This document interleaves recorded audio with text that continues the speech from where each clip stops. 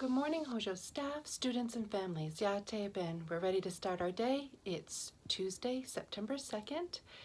So everybody please stand. Place your right hand over your heart. Our voices are off, bodies are still, and we recite the pledge together. I pledge allegiance to the flag of the United States of America and to the republic for which it stands, one nation, under God, indivisible, with liberty and justice for all. We, the people of the United States, in order to form a more perfect union, establish justice, ensure domestic tranquility, provide for the common defense, promote the general welfare, and secure the blessings of liberty to ourselves and our posterity, do ordain and establish this Constitution for the United States of America. Good morning, everyone.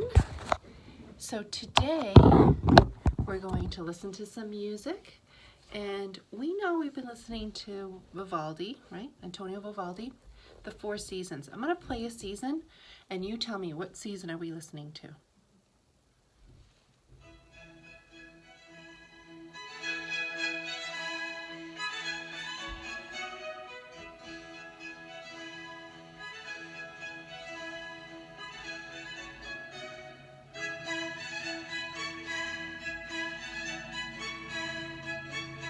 Okay, friends, what season was that? Did you say spring? If you said spring, you are correct. Let's take a listen to this one. Tell me, what are we listening to?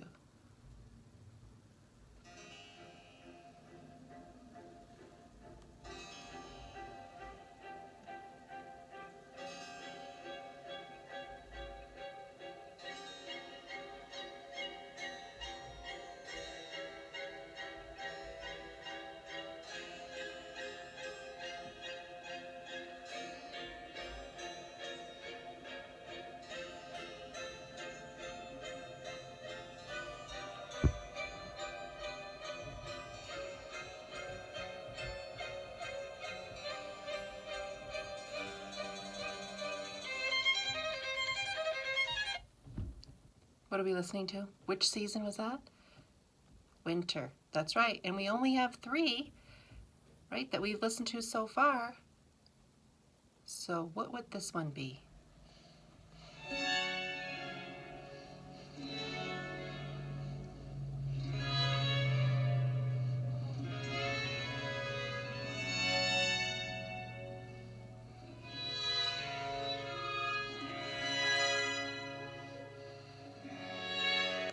That's summer. The long, hot summer. It's not hot out there today. I had to put my heat on when I drove into work today. Okay, friends, just for fun, let's see if you can identify this one. I'm looking on my list for something in particular. Oh, here we go. Even if you don't go to Hojo or before this year, if you went to a different school last year, I bet you still can tell me what this is.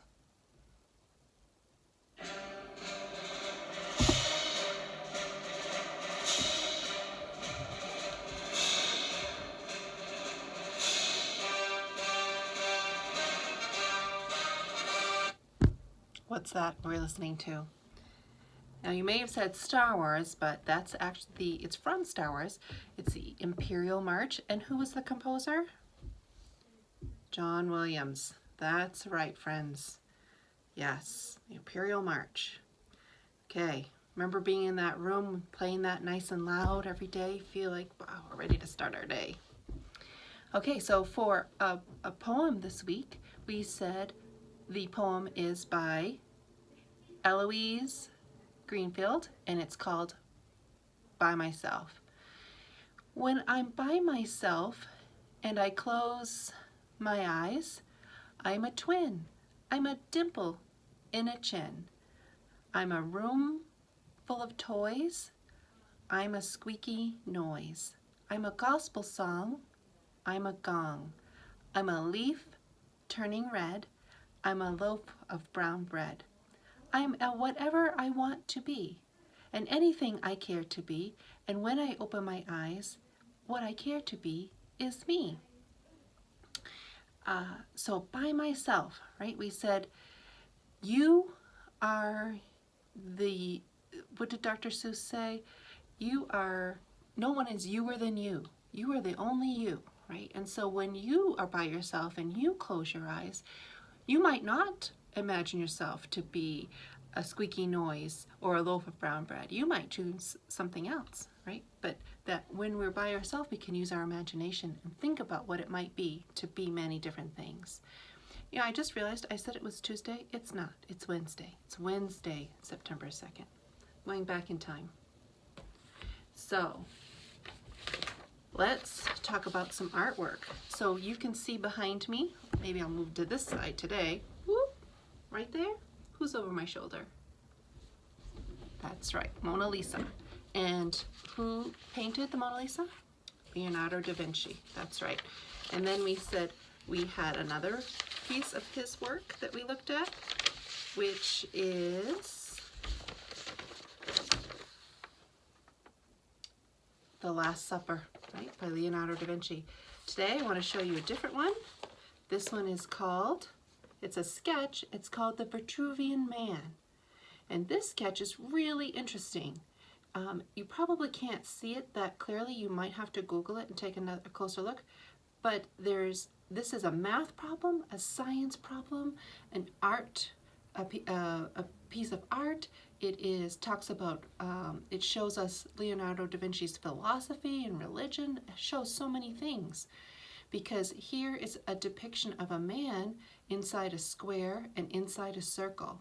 And it shows perfect symmetry, right? Do you know what symmetry is? Like we draw a line right down the middle and that we're the same on this side as we are on that side, right?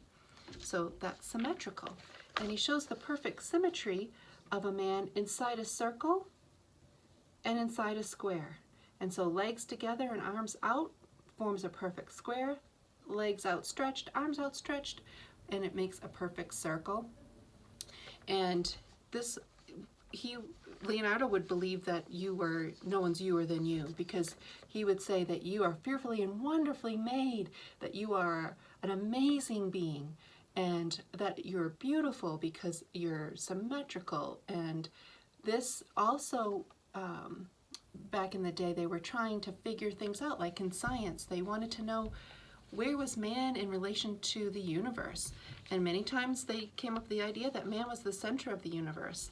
And so they had said, if you know what a compass is that little tool that you have the pencil in it, and you can put a little pointy end and you can turn it and make a circle.